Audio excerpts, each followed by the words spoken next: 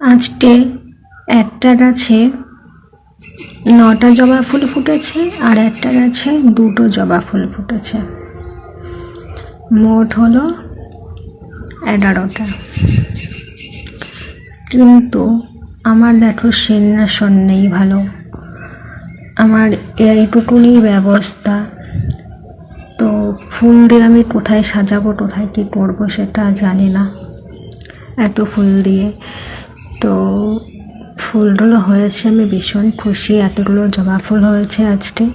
কিন্তু শনি মঙ্গলবারে বেশি একটা জবা ফুল ফোটে না, এটাই হলো দুঃখ।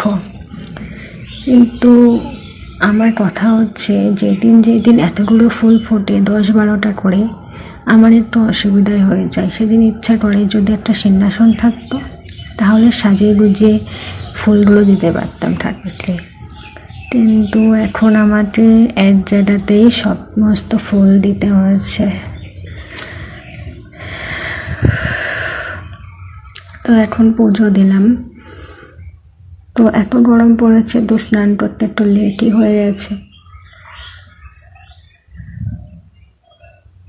দেখা যাক কবে একটা সিংহাসন হয়। আমার পার্সোনালি সিংহাসন আছে ওই ঘরে একটা, কিন্তু আমার একটা দরকার, জানি না কবে হবে। আর এই টুলটা আমি কিনেছিলাম,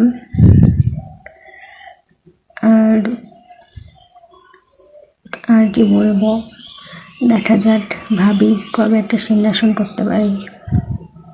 টাকা পয়সা জমাই, অবশ্যই করব। চলো টাটা।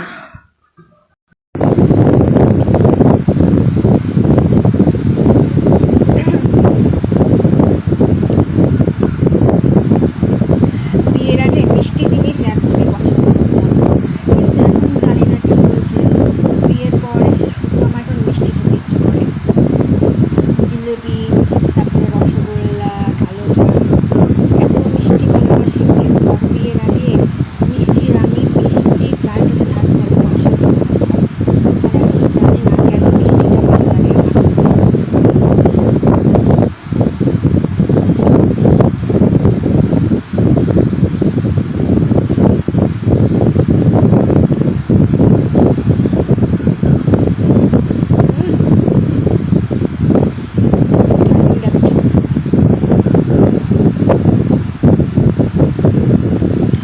জিলেবি খেয়েই যাই, খেয়েই যাই, খেয়েই যাই।